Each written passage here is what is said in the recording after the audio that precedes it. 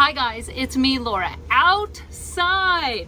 And I just unhooked this to bring this over here to give it a clean. And I wanted to tell you while I was cleaning it, how much we enjoy, love.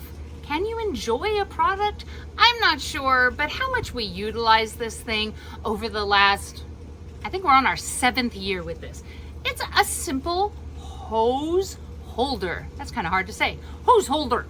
So you put your hose on the inside. So there's a windy part in here and you just wind it up on the inside of the part. And then this section actually plugs into your spout. Okay, so that's what we came to clean off. It was getting kind of dirty. And this section, the part that you actually use to hose, hooks in through here so it doesn't get all tangled up. It moves with you as you're watering the certain areas so it's not stuck.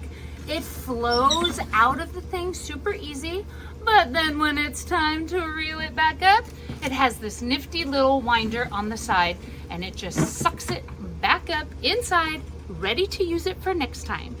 Close it up and it is an attractive hose hider holder.